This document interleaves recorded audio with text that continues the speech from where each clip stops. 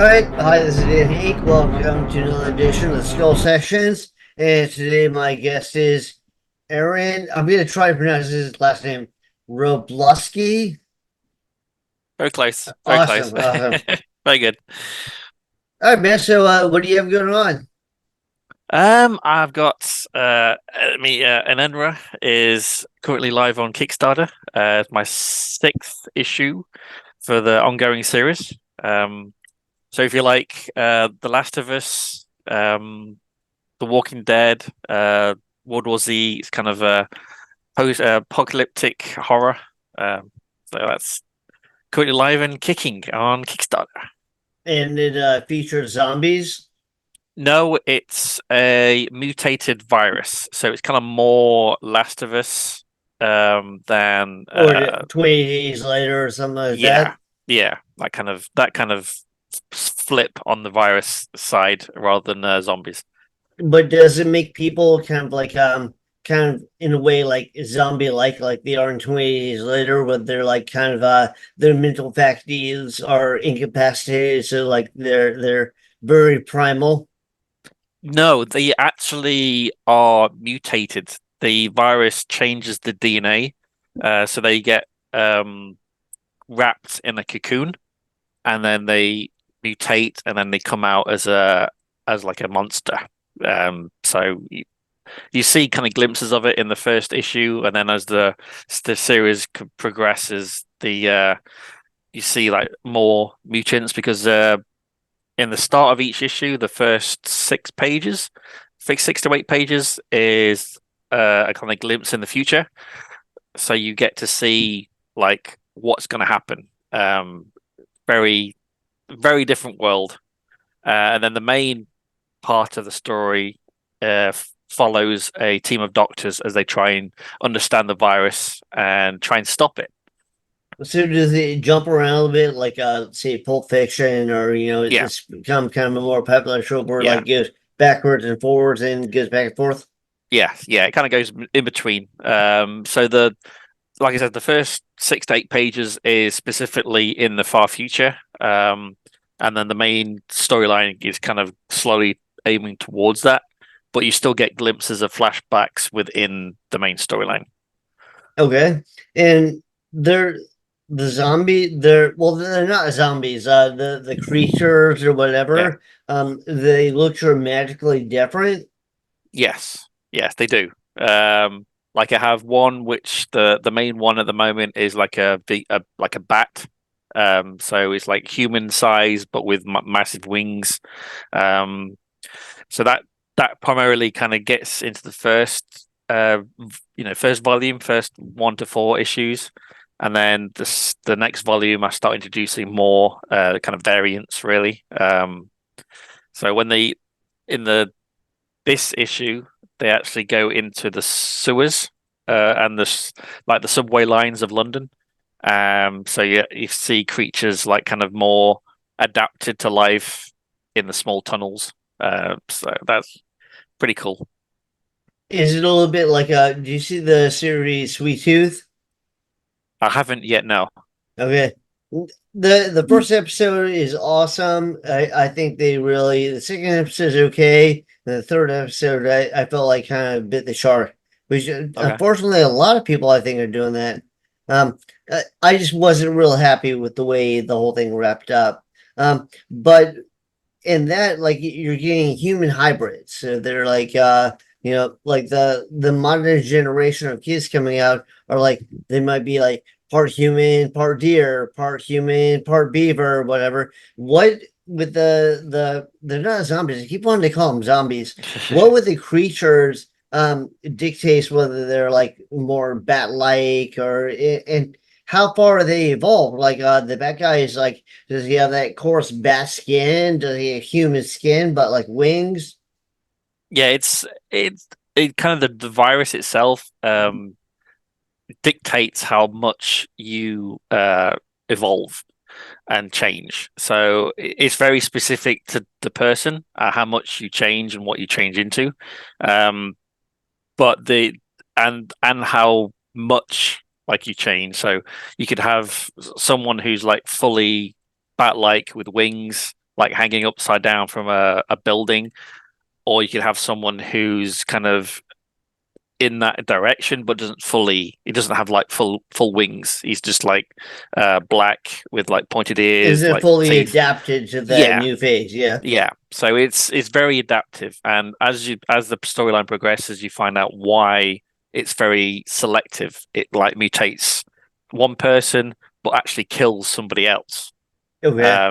So I don't want to spoil it, but as the storyline progresses, you do find the source of where it comes from and why. Okay. Those people, the creatures that they evolve into, do they have like any mental faculties, like No, higher reasoning no, services or anything? they're just pretty much animals, really. Okay. Yeah, they're just kind of instincts, and kind of large animals. Kind of their kind of humanity has kind of just wiped away. Okay, and they're like, do they thirst for human blood? Is there like one thing that they're after? Not no, they're just kind of just animalistic, and they'll just devour anything they come across. Um, So they're kind of so like carnivorous animals, yeah, the higher predators on the food chain. yeah, they're I suppose the closest would be like an evolved like human if we suddenly had a change in our genetics and like how that would kind of pan out, and like if it was like accelerated from like millions of years in a couple of hours. Okay. And is it a fast spreading thing? Is it like contagious? Yes, contagious, very highly contagious. Okay, highly As a contagious and very fast spreading. Yes, very Okay. fast. Well, I did write the series way back, and then COVID came out, which is kind of frightening how fast that spread across the planet, and it kind of makes it more realistic in how this spreads because it does spread across the globe very quickly. Well, Um, it's funny, like COVID wasn't like 20 days later, affects all of humanity, and it still like took everyone down. yeah, it was a surprise how quickly, from the Asia, and then a couple of weeks, a couple of days, and it's all over the place. People having symptoms in Australia, Europe, US. It doesn't take much for like a couple of people to spread a virus.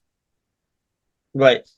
And I mean, you could get it in like Europe, and they get on a plane, and you get off in, the US, and suddenly all the US has it. Yeah, because that's how the storyline follows the flight of the British Airways flight. So a plane comes into Heathrow airspace, Okay. and they can't reach it. There's no communication with the aircraft. So they allow it to land remotely. And on board, they find all the passengers either dead or cocooned. Um, and it follows the path of the aircraft, like because it came from Hong Kong. So volume two is set in Hong Kong, as it follows the path of Did the the the virus passengers. start in Hong Kong? No, one of the passengers got a regional flight to Hong Kong. So see, volume three goes basically to A the little bit more of source. the backstory. Yeah, yeah, that's the plan. I would say, and you did this all. It's all a graphic novel, or is it a comic Yes, book series? a comic series. Okay. Do you release it per issue, or do you release it like issues of the graphic novel? Uh, per issue and graphic novel. So I release some individual issues, and then once each four issues becomes a graphic novel. So you can get volume one graphic novel with a Kickstarter exclusive wraparound cover. Okay. Um, so you can get the trade cover. Give a shout out to your Kickstarter so everybody can throw you money to help you support this project. Yeah, it's just type in Enenra, as you can see on my T-shirt. You should find it on it. Kickstarter. Issues 1 to 6, so you can get the full 6 issues, or individual issues, or you can get I've got a single kind of tier for the volume 1 specifically, so you can just get that. A lot of different tiers as well. You can get the T-shirt, from buttons. So you have a lot of rewards at Yeah, Kickstarter. I've got a few. Yes. Okay. And who's doing the artwork?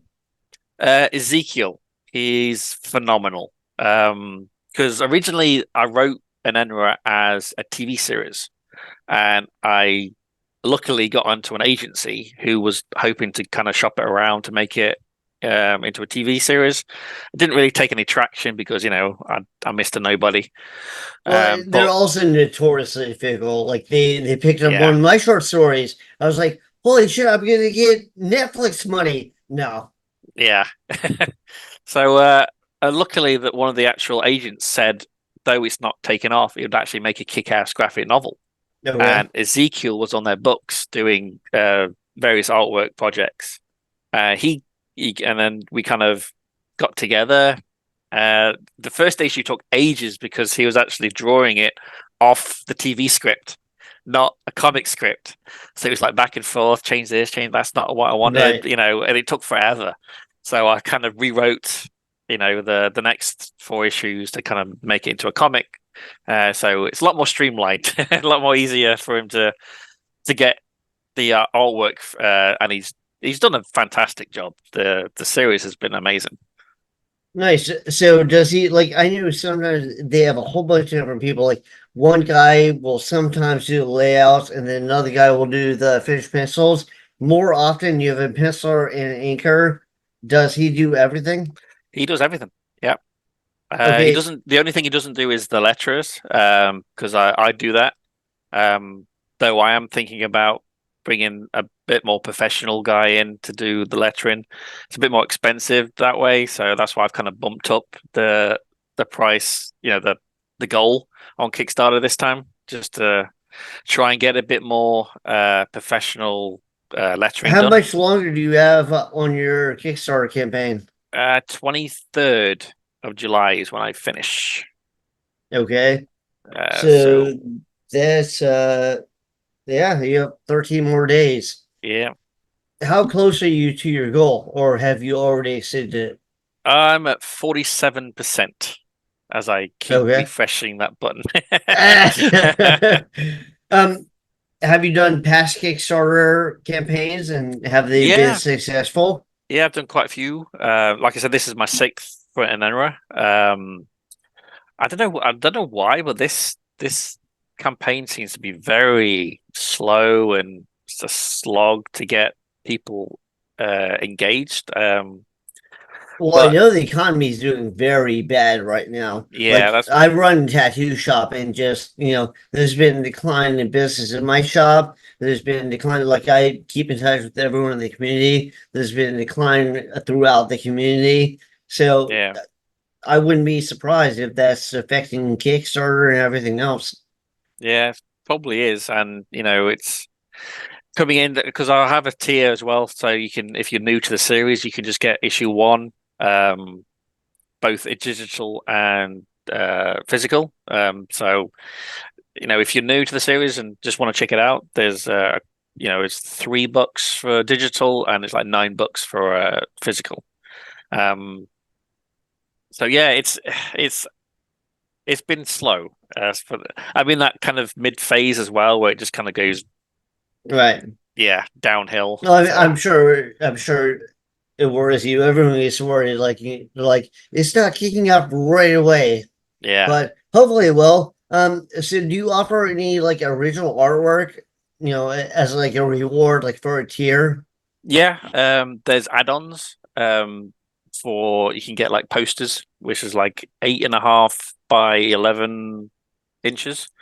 Um, stretch goals. I have got a few ideas to do artwork for stretch goals, but I mean, at this point, I'd be happy just to get the funding. And I got stickers lined up as well for stretch goals. So Fingers crossed, I get there. At the moment, it's if it funds, I'll be happy. Just so I can get the book made and crack on with the number 7.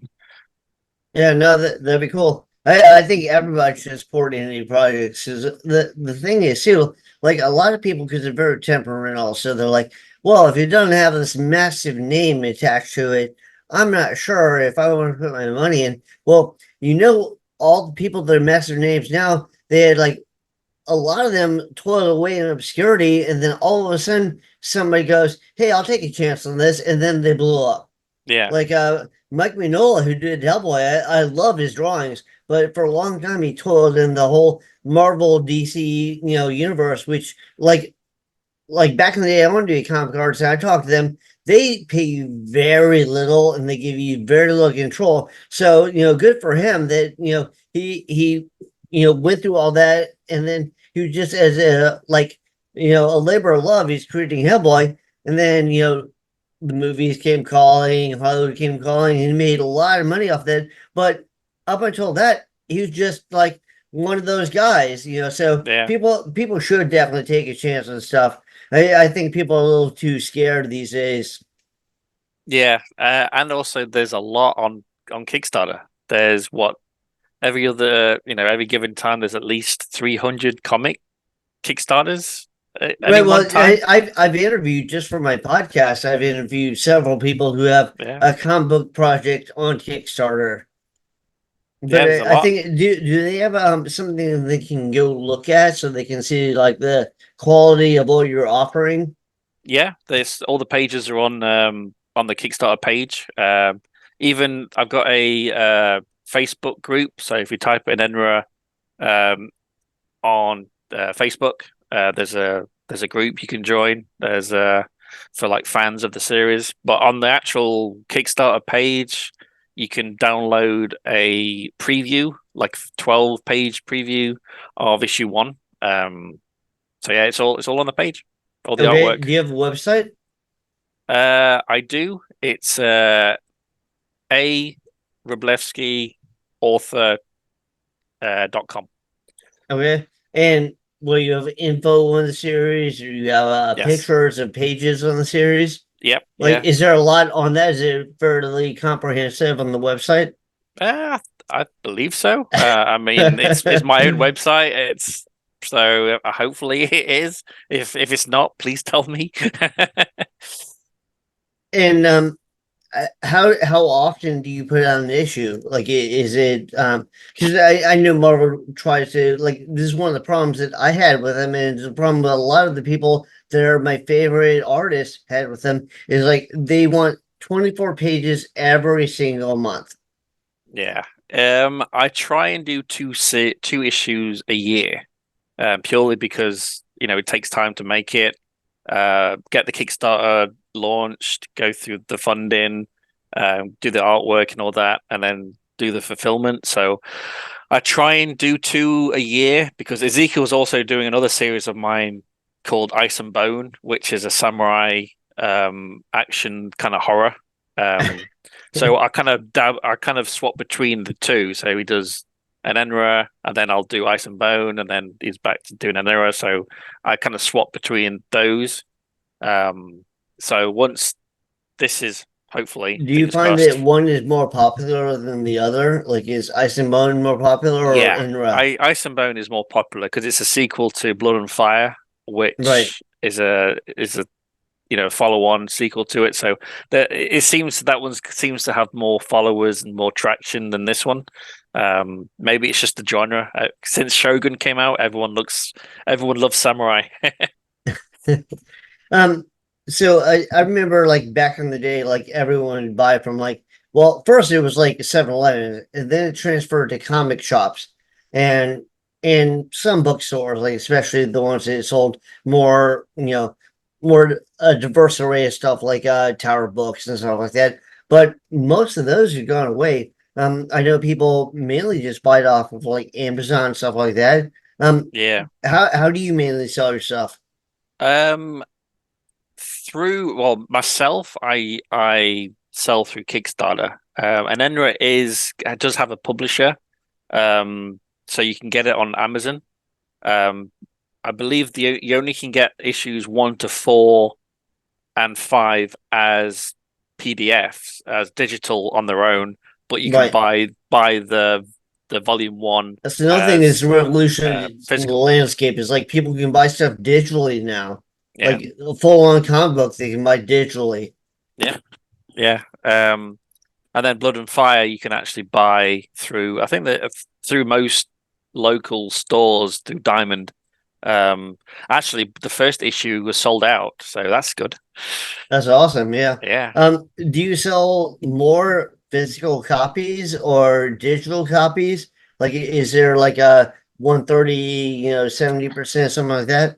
Yeah, I think probably 60% is physical and then like 40%, 30% digital. Um, I think people just like to have the physical copy. I Right. do myself. I have a bunch of, I do too. Yeah. yeah, I've had to cut down because finances aren't the greatest at the moment, and my wife was like, "Need to stop doing that." So I've cut down a lot until finances get back up. Unfortunately, there's so many good creators out there. It's very hard not to go back. Right. Well, But yeah, I think like I know a lot of people are complaining about like the dearth in the entertainment industry of like quality product, like especially like a lot of the streamers seem to have gone downhill, like Disney and and yeah, all HBO Max, all this stuff. But the thing is, I think the real key is you've got to look at indie projects because everything that's a classic now started out as an indie project, like Texas Chainsaw Massacre or The Evil Dead or any of that. They were indie projects and they just blew up big. yeah. I mean, it's. I think part of it is just laziness because, like Disney, the Star Wars, they had a huge IP, the biggest in the world at the time when they bought it, 4.5 billion, and they've not really done much with it. They just seem to Well, like they fucked think, up, but yeah, they just they kind did of bad think stuff with it. they spilled out some random series and expect everyone to watch it, Well, I and know they just that got George Lucas, when he first developed that, he like looked into a lot of myths and fables and like tried to draw stuff together and create yeah, like a really cohesive story. And it really like I think a lot of like the people in Hollywood, they don't realize that. They go, oh well, what sells are like spaceships. No, it's a story. yeah. I mean, I've watched the new one. What's it? The Acolyte. I'm sorry. I've the yeah. I've got I to. actually haven't watched it. I've heard horrible things about It's it. it's hard going. It's very hard going. Yeah. So I haven't watched the latest episode number 6, I believe, and I mean, I heard it I, gets better, but I heard that it's not that great. I mean, I watched. If you haven't watched it, I don't want to spoil it for you, but the last one does have a lot of fight scenes in it, I haven't and seen it. Yeah. watching it isn't terrible, but then you think, then it's like it doesn't work. The Right. Yeah. It's like they Well, go and I think above the didn't heads. they change it? So like now you have like witches and magic, and before you speak. I just think they've ruined it. They Yeah, like you actually. I don't think you have to explain everything. Sometimes when you over explain stuff, you ruin it. yeah. I mean, I don't really like this Mortis God stuff that they're putting out there. The fact that the Force is controlled by these beings. Is it Uh, really? Yeah, I've not seen that.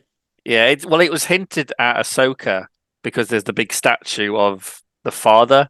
There's supposed to be the father, and then there's the son and the daughter. And See, like I the never son watched is supposed to be, Ahsoka. yeah, I it's watched the Obi-Wan Kenobi series. I did not like that at all.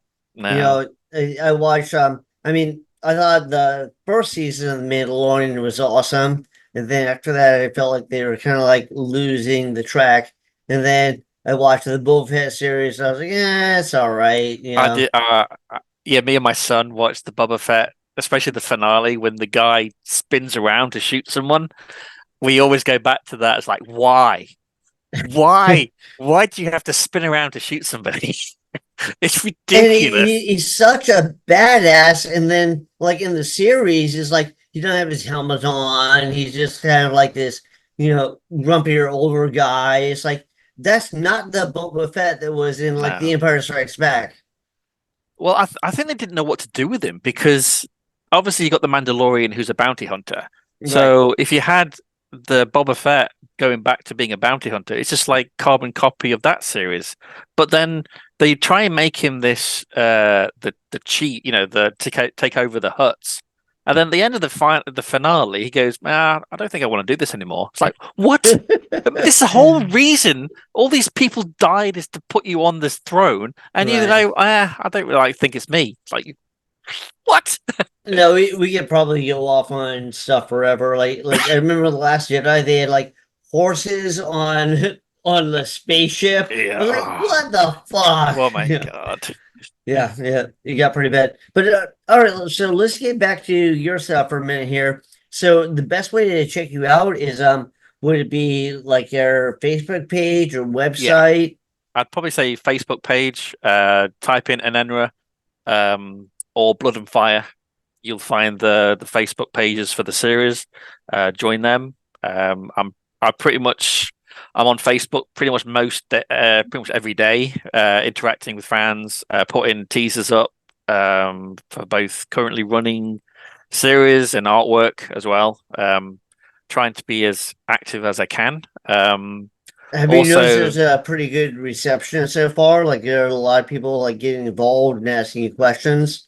yeah, I trying to be as interactive as I can. I mean, Well, everyone seems not just you, personally, but I'm just saying, like, is there a lot of like fan, like, support, appreciation, or like, interest in it? yeah, I've had a few fans kind of message us on Facebook or on an actual Kickstarter.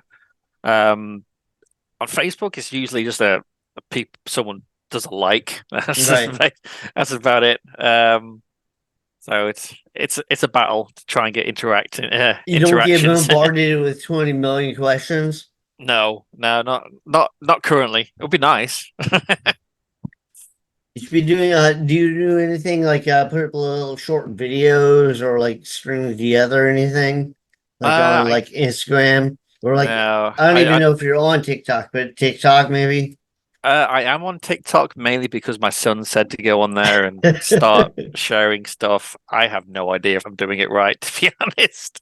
I'm so old. I think you need to wear the pink tutu and do the dances. Yeah, then it might sell. Then Yeah. might really take it off. Well, But well, if it gets the book funded, I'll do it.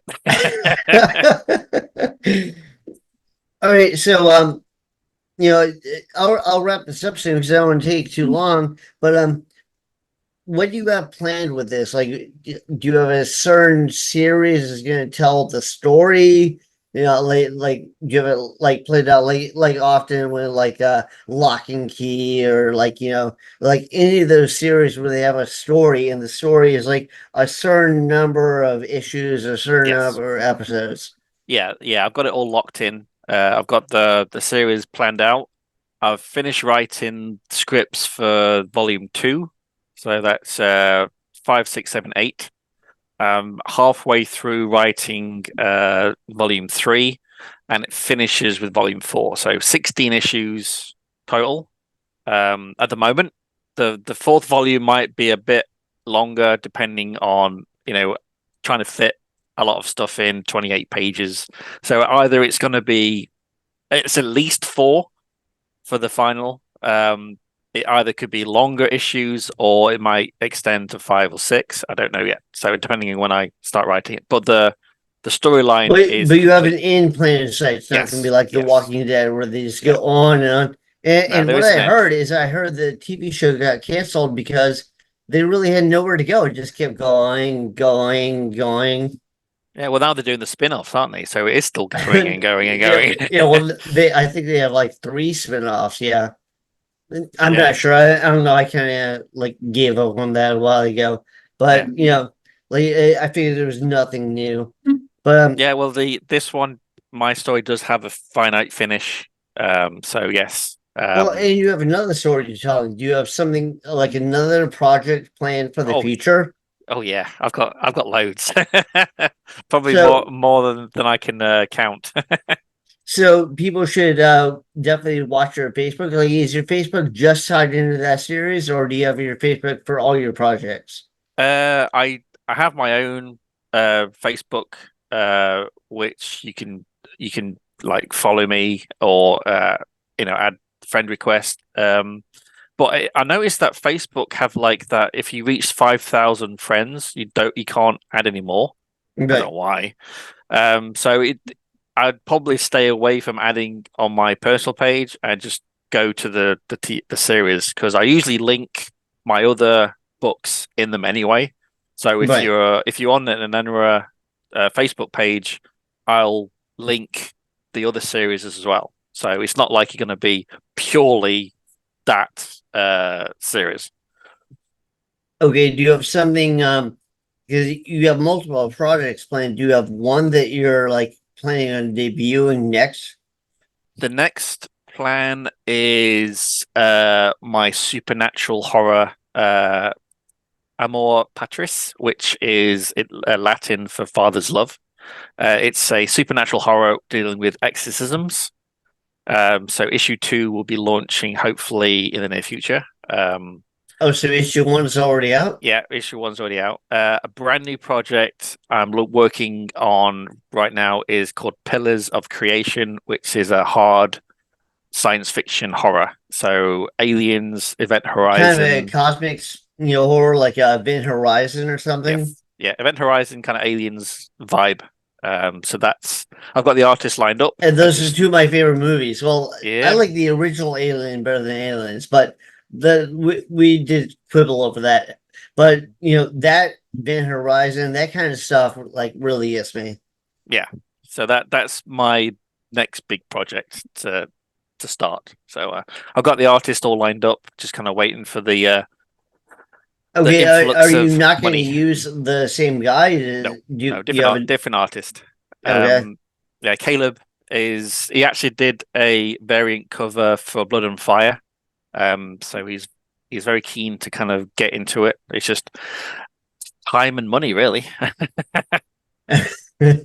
so do you most artists like they get paid up front and then like the creator gets money as they go along. Some people do a profit share, but that's and I know as an artist personally that's very dicey and most artists don't Yeah, do it. yeah. I do the upfront. Usually I'll pay like half upfront. He'll do the pages and stuff, and then I'll pay the rest when it's finished. Okay, awesome. All right, man. So do you let me ask you one more thing and then give me any more recommendations you have. But would you like is there a series that inspired you or that you compare it to? Like, if you like this, you'll like this. Uh, oh, uh, well, I suppose what if for an Enra, I think Last of Us, Okay. it's very close to that. More so probably than Walking Dead because that's zombies and this isn't. Um, but yeah, if you like Walking Dead, Last I've of liked Us, Last of Us so far. yeah, And that actually, I'll tell you a funny story real quick. So okay. I own a tattoo shop, and I have a TV, and I'm always playing stuff for like tattoo people. And like one of my favorites is Cabinet of Curiosities. I don't know if you've seen that, but it's really Yeah, good. I've watched the first. I think I watched the first couple of episodes of that with the guy with the rats. I Oh got to yeah, that one. yeah. Yeah, Graveyard Rats. Yeah, that's yeah, the second one. yeah. The I think it's the third one. Autopsy is the best one. You Oh, really gotta watch that if you don't watch it. But I remember I was playing The Last of Us because I recommended it to people. So I recommended this guy that I'm tattooing. He's like super, super conservative, super like like I don't know, incredibly like right wing, very like, and we got to that episode where it's like you have the two guys that are gay, and he's yeah, like, "Oh, come on." I'm like, "No, no, dude, it makes sense. Just watch it." By the end of it, he's crying. yeah. It's probably my favorite episode of the whole thing.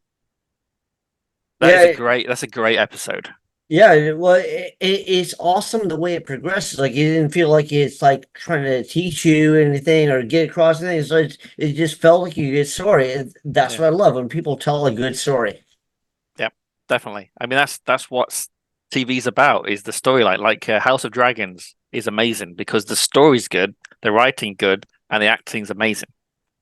And Game of Thrones was awesome until they ran out of writing, and Yeah, then it went down. yeah, And pretty much. that's the problem when Hollywood thinks that they're smarter than the writer who created the material. Yeah. But that's another story. All right, man. So you got anything else you want to add? Anything else you want to say? No, it's been great, man. Thank you very much. Yeah, thanks for being on here. Thanks for doing this.